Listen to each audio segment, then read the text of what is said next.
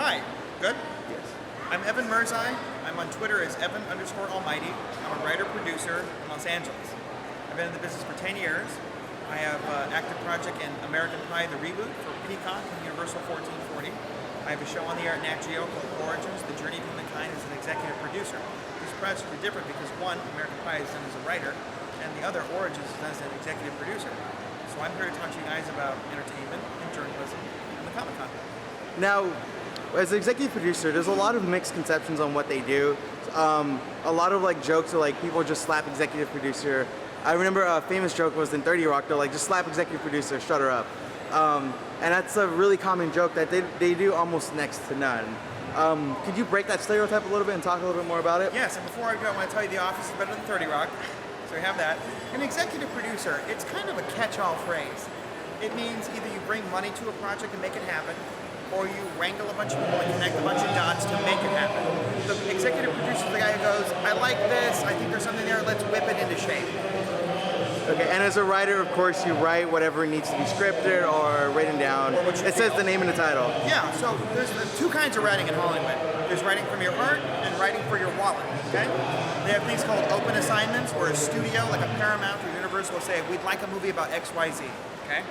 We want to go out to all the agents in town and say, do you have a writer who could accomplish XYZ? If you get it, you go in there, you pitch, give your version of the story. If they hire you, that's a pocket gig, and I think I just spit. You'll edit that out. The other one is called writing from your heart. When you sit down, you write a piece of material, and you say, this is me on a page.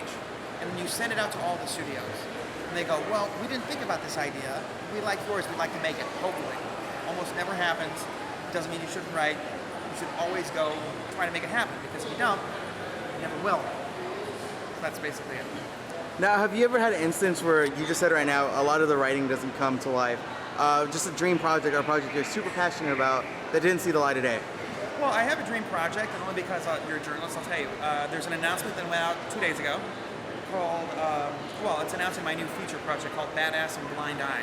It's basically a political sci-fi action comedy. In taking to the marketplace as a writer, you have any number of options of getting people to pay attention and buy it. You can say, this is my script, read it, no one will. Or you can say, this is my shiny attachment, here's an actor, or a director, or a producer who makes sense. The other way to do it, which Hollywood is very keen on these days, is where we're at.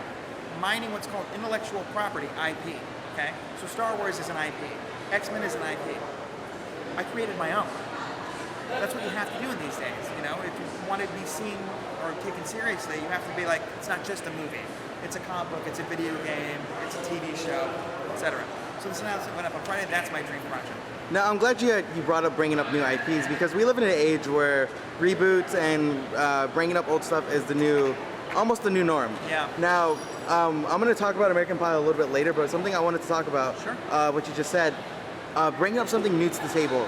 That's why a lot of indie movies right now are thriving because a lot of them are coming up with fantastic ideas, yes. That's stuff no one's thinking about, but right. The sad part is a lot of them don't see the time of day to break out of the mom and pop theaters, or they're in the theater for a month and then they're out. Yeah, or even streaming. Exactly. Yeah. So what would you say is one of the most difficult parts of coming up with something new and original in a day and age where almost everything has been done? Okay, so there's two answers to that. Number one, what is the most difficult thing? A, having the courage to do it. Okay? The other most difficult thing is getting people to pay attention. If you look at the studio system that we have now, you guys are probably aware that Disney just bought almost all of Fox. The only thing they didn't buy was the Fox network. They bought the studio, they bought the IP, The Simpsons, Marvel, etc. You need to get people to notice you. What do we care about this new writer when we have, like my good friend Cal Dodd, @Real Cal Dodd Wolverine? Why do we need an original idea when we have the X-Men? But you need an original idea. Where do you think the X-Men came from? Stan Lee would approve. Now to talk about, we talked a little bit off air, is that you're in charge of rebooting the new American Pie series. Yes. Now, that has had a rough pass, just because they've had spin-off movies that, depending no on comment. I know the people. depending on where you sit, some people love them or some people hate them. Now, American Pie has such it's such a household name at this point, and it's a lot of highest earning home box office property for all of Universal. Yeah, and a lot of people love the series. Even kids growing up to this day are watching the original movies. How do you tackle something like that that has such has such like sentimental value. Gravitas. Yeah. So it's interesting. So my twin brother and I have an identical twin. His name is Evan Mirzai. He's a writer as well. He's at Shay_Butter, Twitter, verified as well. We sold it as basically saying last year, it's the year 2018. Okay. When you look at American Pie from 20 years ago, a different generation. It's four guys, sex comedy, this, that. Shay and I have always been a champion of equal voices in comedy. We have a script on the blacklist. You'll have to Google that later. Called Beauty Pageant, right? So Shay and I walked in and said, you know what? Universal called us. We want to do American Pie, but we want it from the female perspective. They should have hired female writers. They didn't. Not my fault. I took the check. Maybe. We tried to write for that new generation. You know what I'm saying? So what I'm learning now, getting deeper in the writing game, hopefully, thank God, is that things are changing. You know? But they're still kind of cyclical in the sense that it doesn't have to be for anything. It just be people sharing a journey. Okay? There's no open-mindedness in the business anymore. Now to get a little bit more serious, and I'll apologize about this. No problem. Now, and living in the era of the Me Too and Time's Up, writing comedies such as American Pie, where the theme is sex and glorifying both males and females for just their body parts, how can you go about a comedy that's like this, that's both, I guess you could say, politically correct and safe to do? Can you quote me on this? Of course. By giving power to the women. So people make this misnomer that only men are funny or women aren't funny, whatever they say. Bridesmaids prove that they are. Women are hilarious. Anybody know Elaine Stritch? So all you have to do is go in with an idea. Forget gender. Just say this is the idea, and then you can talk about who's underserviced, who needs to be more utilized, and we see demographics that are not, and now's their time. So why not? Comedy's comedy. It's funny whoever says it. Now, working for and working with Peacock, what would you say is one of the tougher things? Because they're not the new guys on the block, but in regards to streaming, they're going to be one of the new guys on the block, and they're making big plays by taking out Friends in The Office, 30 Rock, Saved by the Bell reboot, Punky Brewster reboot. There's another reboot. Maybe The Office we're talking about. No, so in that sense, it's about getting seen. So streaming today is what cable channels were before.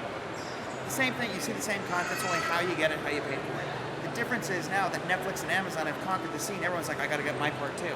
With Disney Plus coming out, I mean, that's the behemoth, that's a huge thing. All you have to do is hopefully keep generating content and, you know, go out and try to meet the people and promote your business. Now, what would you say, is kind of shift lanes a little bit? Sure. What would you say is one of the hardest parts of script writing, of writing a project such as the American Pie, writing movies? Because it's something a lot of people might be like, okay, I could have wrote X movie way better than this, but in reality, there's a lot of blood, sweat, and tears that go into just it. Answer the question. So a lot of people, I have a lot of writer friends who would say, you know, the hardest part is getting started. I don't necessarily agree with that. A lot of people would say the hardest part is finishing it. Nah. If you have a story inside you, sit down. Doesn't matter how long it takes. I happen to write very quickly. You can tell it's my thing. Just take it one step at a time. And don't quit. Now, what inspired you to get into the entertainment industry? Because it's super difficult getting in, and from the outside looking in, it looks next to impossible to make your name in. Especially if you're like my twin brother and I. We grew up in what's called Riverside, the Inland Empire in California. Our parents ran a small Italian, mom and pop Italian restaurant, and we didn't have, you know, the money or the connections to set. All we had was a drive and a passion to do it. So in 5th grade, my brother and I were separated with 2 other kids, so a group of 4, in an already accelerated program where they said, these 4 kids are going to read The Hobbit. Because I never liked that book. No offense to Tolkien fans, I'm a Star Wars kid, no apologies. And they said, well, you 4 read The Hobbit, and then when you're done, could you put together a short skit or a play that could teach the rest of the 5th grade classes, 4 classes of 5th graders, so 120 kids? Could you write a play that would explain to them what happens in the book? So my brother Shay and I wrote this thing called Hobbardy, which is basically The Hobbit on Jeopardy! My brother Shay played Gandalf, aka Alex Trebek. I was the comedic relief. Bombor, the fat elf, was one of the contestants. The performance went so well, we got asked to do an encore, and then again for the kindergartners. So Shay and I looked at each other in 5th grade and we said, this is it. And we just stuck with it. No one can beat you unless you beat yourself. Don't quit. Now, when you're pitching ideas to companies such as like NBC, Comedy Central, whatever it may be, I've been told that that's one of the most excruciating things you can do. No. Well, how would you describe that process? Because I've heard a lot necessary. Process is necessary. I keep trying to tell people, and I'm going a little bit Rocky Balboa on you guys because I love Sylvester Stallone, who started like me, a writer, sat down, wrote a script, and then stuck with it till it got sold. I don't know if you know the story about Rocky, but a lot of people said, we love the script, we'll buy it, we'll make it. but not if you're the star. And what did Stallone say? This movie doesn't get made without me. Okay? So that's what you have to do. I mean, it's a business. Not everyone's going to buy what you want. It doesn't happen. Who invented a shirt and said, I just sold out in 5 minutes? It doesn't happen. But as long as you don't quit, you're not beaten. Now, is there anything you'd love to tell up-and-coming Hollywood entertainers or anyone that's looking to work in the entertainment industry? Because I know it's a very tough business to break into. Yeah, but you need to be tougher. The 3 things I would say to people, and I would tell them when I meet them, like our very generous journalist here, Luis, believe in yourself. Well, thank you so much for your time. I think that's everything I'd love to talk about. And thanks for taking the time to talk to me today. Thank you.